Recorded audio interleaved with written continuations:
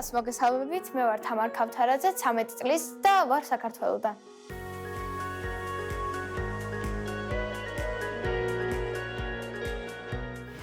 ალბათ ეს პროექტი ერთ-ერთი საშუალებაა იმისა, რომ სახელი გქონდეს ფილოსოფიაში. ეს არის ჩემი მეორე voice-ი, რადგან პირველად ვიყავი აზერბაიჯანში 2 წლის წინ. და იმედი მაქვს, რომ გავიმარჯვე.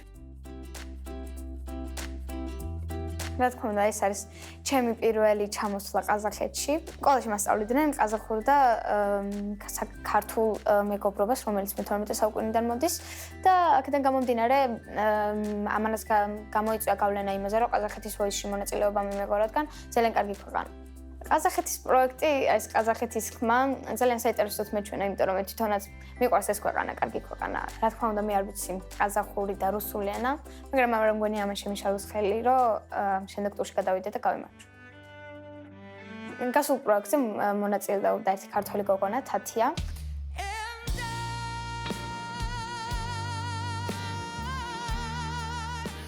და გახდა ხალხის რჩეული და ჩემი აზრით ის თუ ხალხის რჩეული გახდა, მეც უნდა მერგოს ესეთი ტიტული და ჩემი აზრით, ანუ საქართველოს მან ძალიან დიდი სახელი მოუპოვა იქიდან გამომდინარე, რომ ყაზახმა ხალხმა ყურადღება გამოიჩინა მისი ხმის მიმართ და ჩემი აზრით იგივე მეც უნდა გავაკეთო.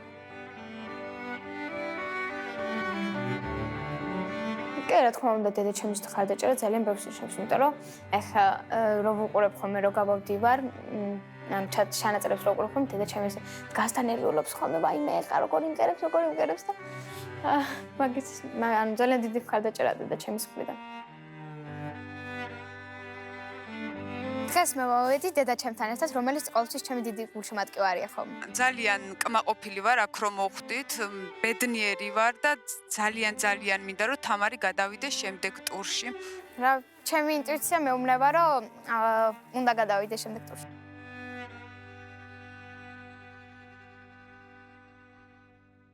Грузиядан келген Тамари, сәлем, өте әдемісің.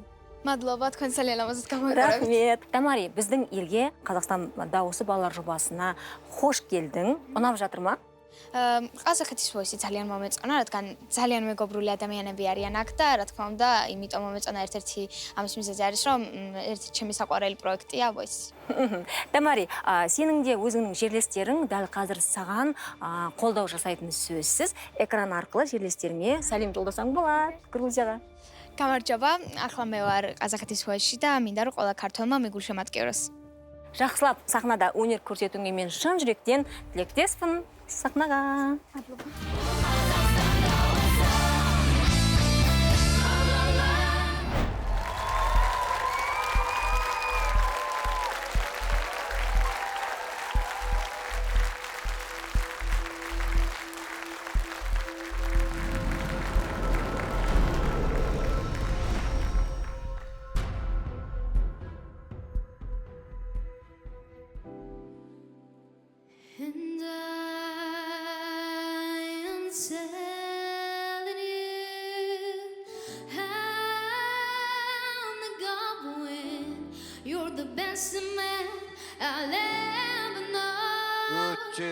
Один бассана секілді.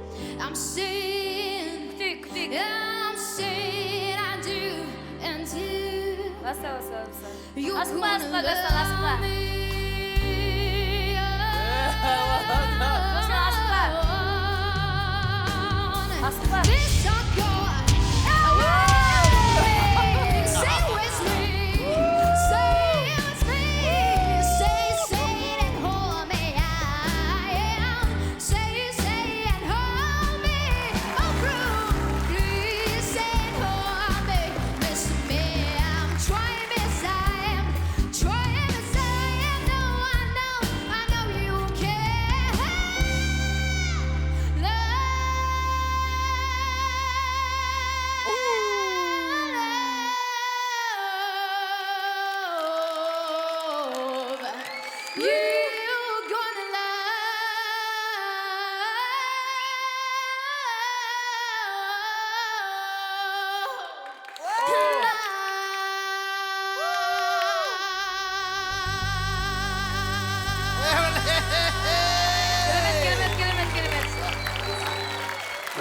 жарайсың. Міне, жан тәнімен музыканы сезінетін нағыз мен ойымша әртіс келді сахнаға. Браво. Сәлем, გამარჯობა. მე ვარ თამარ ქავთარაძე საქართველოდან და ვარ 13 წლის. Грузиядан келдіңіз ба I'm from сіз? Georgia.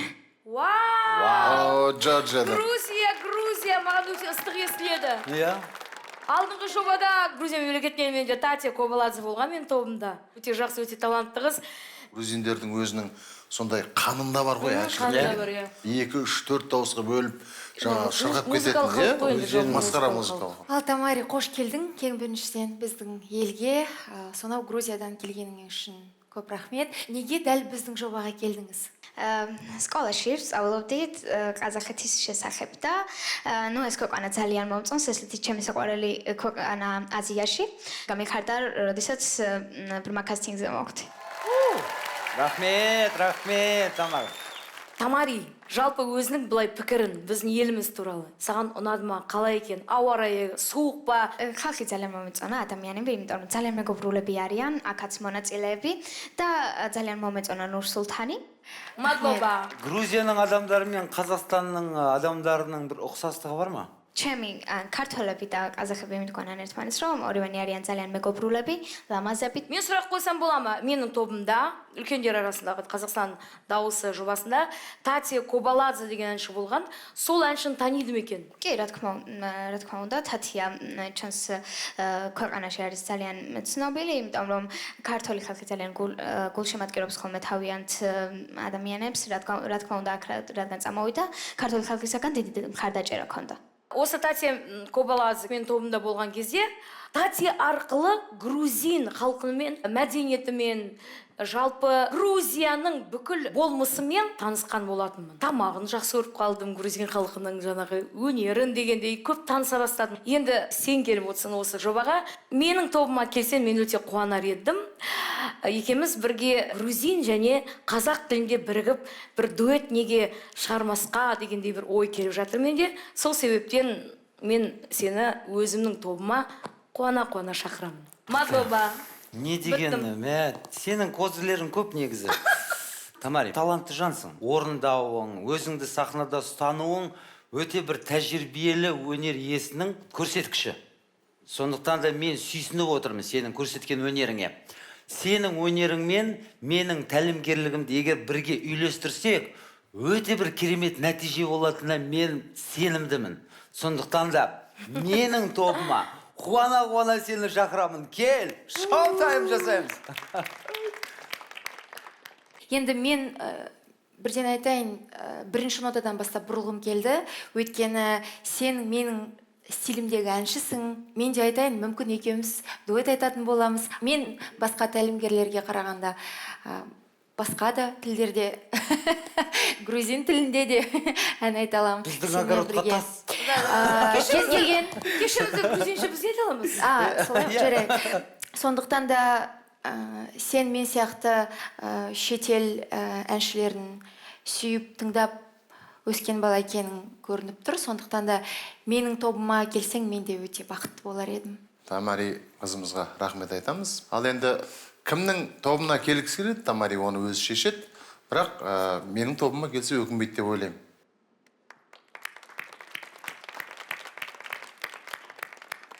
Енді өзің таңдауыңды жаса. Кімді таңдайды?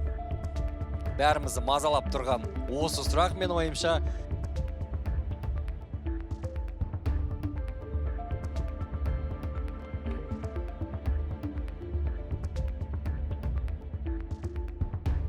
მე ვირჩევ ქალბატონ მარჟანს. რადგან ჩემო პროდიუსერმა მითხრა, რომ ძალიან განსაკუთრებული ადამიანი ბრძანდებით და ასევე თოლკოს ვარდევნები თათია კობალაძესაც და მისგანაც ვიცი, რომ ძალიან უყვარხართ. აიმიტომ მინდა რომ ჩემი vocal coach. Маржан, өтіп кет. Маржан. Өткенде тантиді өткізбедің ғой, енді мені өткізесің ары қарай деп. Мен билегім келіп тұр, мен билегім келіп тұр. Қош келдің сен менің тобыма. Шапалақтар сен үшін, шапалақтар сен үшін. Қазақстанға қош келдің. Мен өте қуаныштымын. Жан, үлкен рахмет саған. Губай. Күшті! Мен қуанып тұрмын. Рахмет достан. Оқашы. Саған рахмет. Жұбаныш, рахмет. Жанарчик, рахмет. Ал, Тамари, келе ғой анаңның құшағынан құттықтаймыз.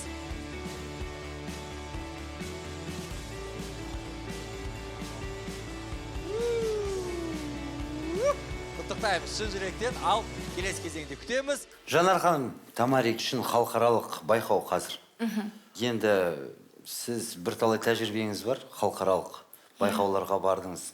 Өзіңізді сезінуіңіз қалай сахнада, өзге елде? Жалпы өзге елге барып байқауға түсу әрине өте қиын. Өйткені көрермендер сенің шығармашылығыңды білетін адамдар емес, бөтен адамдар, иә. Бір жағынан, ол екінші жағынан шет елдің адамдарына қазақтың қандай екенін көрсетейінші, дәлелдейінші деген бір пиғылмен шығасың да. Сондықтан да жалындап тұрасың. Жалпы Үлкен негізінде үстем. байқау деген ол әншінің өміріндегі үлкен мектептер. Әртүрлі сындардан өту. Енді мен өз басым ондай үлкен халықаралық байқауларға қатысқан жоқпын, бірақ халықаралық үлкен концерттерде болдым. Енді мен мұны көп жерде айтпаған екенмін. Осыдан 5-6 жыл бұрын Иранда Қазақстанның әскери аташелердің жиынында мен үлкен өзім жеке концерт қойғам. О, Сол кезде ана кісілердің мен өте мұқият тыңдап қараған қызығуына өзім таңғалғам. Мен ол кезде мен үлкен былай жерлерге шықпағам әлі. Ерекше әсер ғанау. Сондай бір керемет кездер болады. Жалпы халықаралық сайысқа барып келгеннен кейін өзіңді бірнеше сатыға жоғары солай сезінесің өзіңді. Иә, профессионалдық тұрғыдан. Сол арқылы өсесің ғой. қызық айтайын ба? Айтшы. Биыл мен өзім немесе Украинада, немесе Ресей мемлекетіндегі дауысқа барғым келген. Бірақ енді барғым келген ниет оңынан болып қазір осы жерде дауыста отырмын.